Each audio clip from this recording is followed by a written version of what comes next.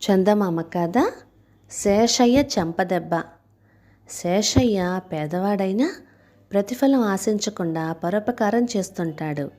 రోజంతా రెక్కలు ముక్కలు చేసుకొని పొట్ట పోషించుకునే శేషయ్య ఇతరులకు తన అవసరం ఉంటే తీరిక చేసుకుని మరి సాయపడేవాడు. శేషయ్య పేదరికం చూసి జాలిపడే ఊరి పురోహితుడు అప్పుడప్పుడు వాడికి, ఒరే, అడగనిదే అమ్మైనా పెట్టదంటారు, ఇతరులకు నువ్వు సాయపడినప్పుడు ఎంతో కొంత ప్రతిఫలం అడిగి తీసుకోవడం అలవాటు చేసుకో అని సలహా ఇస్తుండేవాడు. ప్రతిఫలం అడిగితే చేసేది సాయం ఎలాగవుతుందండి? నేను పనికి మాత్రమే ప్రతిఫలం తీసుకుంటాను, సాయానికి తీసుకోను. నా సాయం గుర్తుంచుకొని నాకు అవసరమైనప్పుడు ఎవరో ఒకరు నాకు సాయపడతారని నా ఆశ అని ఊరుకునేవాడు శేషయ్య. ఆ ఊళ్ళో రంగనాథుడనే భాగ్యవంతుడున్నాడు. కోట్లకు పడగలెత్తినా ఆయన మహాపిసినారి. ఆయనకు శేషయ్య విషయం తెలిసింది. అలాంటి వాడి చేత ఖర్చు లేకుండా పని చేయించుకోవచ్చునని తోచింది ఆయనకి. క్రమంగా ప్రతిరోజు ఆయన వాడి చేత ఏదో ఒక పని చేయించుకుంటూ ఉండేవాడు. రంగనాథుడి తల్లి నిత్యరోగి. రోజు వైద్యుడింటికి వెళ్ళి ఆమె పరిస్థితి చెప్పి వైద్యుడిచ్చే మందులు తీసుకురావాలి. మరెవరైనా అయితే డబ్బు తీసుకోకుండా పని చెయ్యరు. రంగనాథుడు శేషయ్యకు ఆ పని అప్పచెప్పాడు. రంగనాథుడికి పలు రకాల వ్యాపారాలున్నాయి. వివిధ వస్తువుల ధరలు తెలుసుకునేందుకు ఆయన వారం వారం ఆ ఊళ్ళో జరిగే సంతలో ధరవరాలు వాకప్ చేస్తుండాలి. శేషయ్య చేత ఆయన ఆ పని కూడా చేయించసాగాడు. అంతేకాక ఇంట్లో వాళ్ళు పెరట్లో ఆకులు కోయటానికి, ఎవరింటికైనా కబురు పంపటానికి కూడా శేషయ్యనే ఉపయోగించుకునేవాళ్ళు. ఇలా ఉండగా శేషయ్య కూతురికి పెళ్లి కుదిరింది. పెళ్లి ఖర్చులకు తన వద్ద ఉన్నది చాలక వాడు నలుగురిని సాయం అడిగాడు. కానీ ఫలితం లేకపోయింది. అప్పుడు ఊరి పురోహితుడు వాడితో, నీకు సాయపడగల సత్తా మన ఊళ్ళో రంగనాథుడికి ఒక్కడికే ఉంది. పైగా ఆయన నీ చేత బోలెడు పనులు చేయించుకుంటున్నాడు, ఆయన అడుగు అని చెప్పాడు. శేషయ్య ఆ సాయంత్రమే రంగనాథుడి వద్దకు వెళ్ళి, దండాలు బాబు, తమరి సాయం కోరి వచ్చాను అన్నాడు. ఆ సమయంలో ఏవో ఖాతా పుస్తకాలు చూసుకుంటున్న రంగనాథుడు సాయం అన్న మాట వింటిని చప్పున తలెత్తి, సాయమా? ఎవరు నువ్వు అనేశాడు. అదేంటి బాబు, తమరు రోజు నన్ను చూస్తూనే ఉంటారు కదా అంటూ శేషయ్య తను రోజు చేసే సేవల వివరాలు చెప్పాడు. ఏమో, ప్రతిరోజు నేను బోలెడు మందిని చూస్తుంటాను. నువ్వు మా అమ్మకు మందులు తెచ్చి ఇస్తుంటావు అన్నావు కదా, ఆవిడ నిన్ను గుర్తుపడుతుందేమో చూద్దాం అంటూ రంగనాథుడు శేషయ్యను తన తల్లి వద్దకు తీసుకుని వెళ్ళాడు. ఆవిడ శేషయ్యను ఏగాదిగా చూసి, ఇతన్ని చూసినట్టే అనిపిస్తుంది. ఒకరోజు మందులు తేవటం ససేమిరా తన వల్ల కాదన్నాడు. ఆ రోజు మందులు తెప్పించుకునేందుకు మనిషి దొరక్క నేను చాలా ఇబ్బంది పడి విని నానా తిట్లు తిట్టుకున్నాను అన్నది ఆవిడ.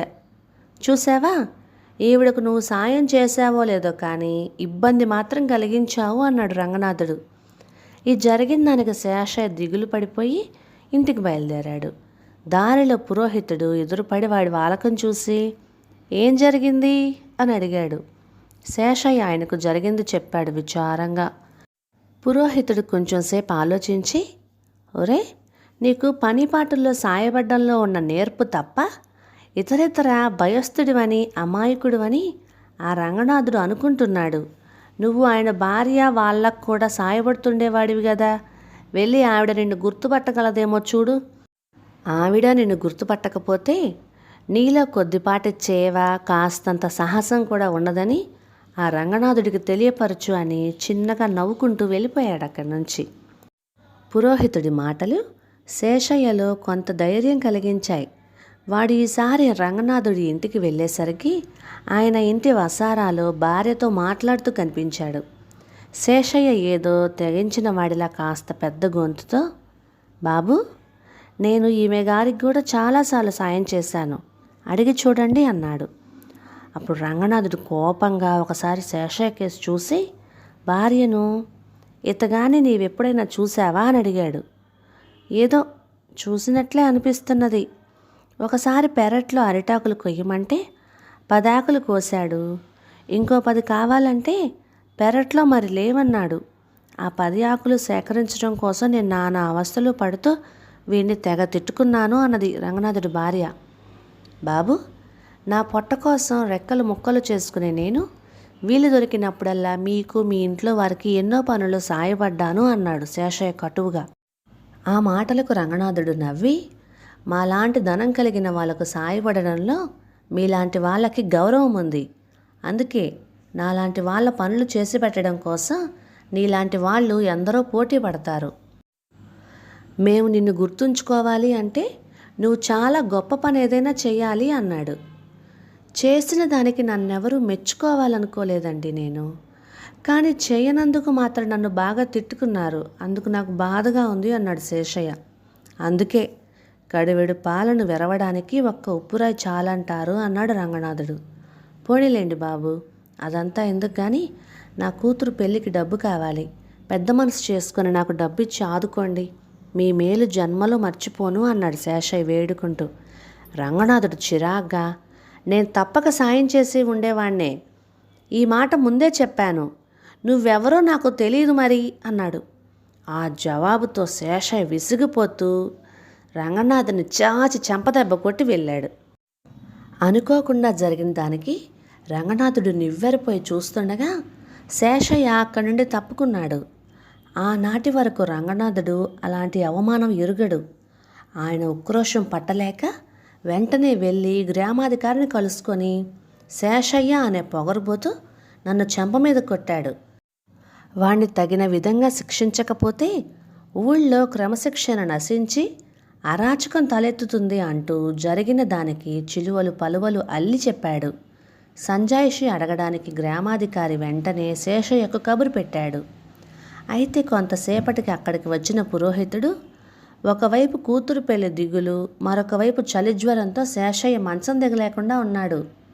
జరిగిన సంగతి తమకు మనవి చేయమని నన్ను పంపాడు అన్నాడు పురోహితుడు. ఏం చెప్పాడేమిటి అని అడిగాడు గ్రామాధికారి. రంగనాథుడికి జ్ఞాపక శక్తి తక్కువట. పైగా ఆయనకు బోలెడు వ్యాపకాలు. కొందరు ఆయనకు సాయపడుతుంటారు, కొందరు ఆయన మీద చేయి చేసుకుంటారు. అయితే ఎవ్వరూ ఆయనకు గుర్తు ఉండరని చెప్పమన్నాడు అన్నాడు పురోహితుడు. రంగనాథుడు కోపంతో, వాడి పేరు శేషయ్య, వాడి కూతురికి పెళ్లి కుదిరింది, డబ్బు సాయం కావాలని నా దగ్గరికి వచ్చాడు, ఇవ్వనన్నానని చెంప మీద కొట్టాడు అన్నాడు. శేషయ్య ఈయన కుటుంబానికి జీతం భత్యం లేకుండా ఎన్నో సేవలు చేశాడు. అయినా వాడు ఈయనకు గుర్తు రాలేదు. ఏదైనా గొప్ప పని చేస్తేనే తనకు గుర్తుంటుందట.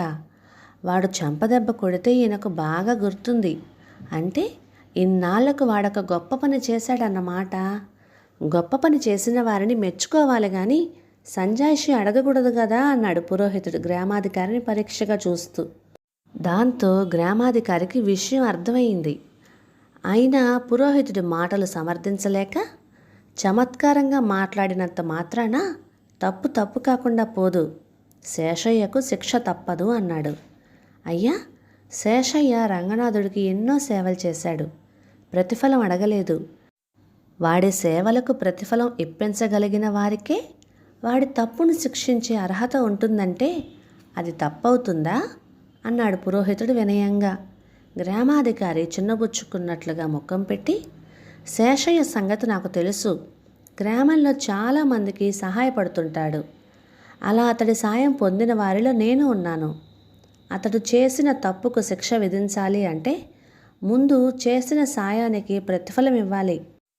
ఈ ఊరిలో అతడి సాయం పొందిన ప్రతివారు అతడికి ప్రతిఫలం ఇచ్చేలాగా చూడడం నా బాధ్యత. లేకుంటే ఊరందరినీ అతడు చెంపదెబ్బలకు కొట్టినా, ఆఖరికి నన్ను కూడా చెంపదెబ్బ కొట్టినా శిక్షించే అర్హత నాకుండదు అన్నాడు. ఈ తీర్పు ఊరందరికీ చెంపదెబ్బలాగా తగిలింది. అందరూ కూడబలుకొని శేషయ్య కూతురు పెళ్లికి సాయపడాలని నిశ్చయించుకున్నారు. గ్రామాధికారి పురోహితుడి కేసి మెచ్చుకుంటున్నట్లుగా చూస్తూ, నువ్వు అన్న మాటలు శేషయ్య చెప్పి పంపాడా లేక నువ్వే అన్నావో తెలియదు కానీ శేషయ్య వచ్చినా కూడా ఇలా జరిగి ఉండేది కాదేమో. సమయానికి వచ్చి సమస్యను పరిష్కరించి శేషయ్యకి కాకుండా మొత్తం మీద గ్రామానికే మేలు చేసి నిజంగానే పురోహితుడివి అనిపించుకున్నావు అన్నాడు. వాళ్ళల్లో కొందరు రంగనాథుడు వినేట్టుగానే, ఊళ్ళో ఇంతమంది ఉన్నాము, మమ్మల్ని మాట మాత్రంగా నేను అడగకుండా ఏరి కోరి ఈ పిసనారని అర్థించి శేషయ్య లేనిపోని గొడవ తెచ్చుకున్నాడు అన్నారు వాళ్ళు. నలుగురు అన్న మాటలతో రంగనాథుడి కళ్ళు తెరుచుకున్నాయి. ఆయన, శేషయ్య కొట్టింది నన్ను కాదు, నాలోని మితిమీరిన స్వార్థాన్ని, నా అహంకారాన్ని. వాటికి ఆ శిక్ష తగినదే. అందువల్ల శేషయ్య చేసింది తప్పు కాదు. ఇక మీదట మంచితనానికి తగిన ప్రతిఫలం ఇవ్వడమే నా జీవితాశయంగా చేసుకొని శేషయ్య వంటి వారిని మంచికి దూరం కాకుండా చూస్తాను అన్నాడు.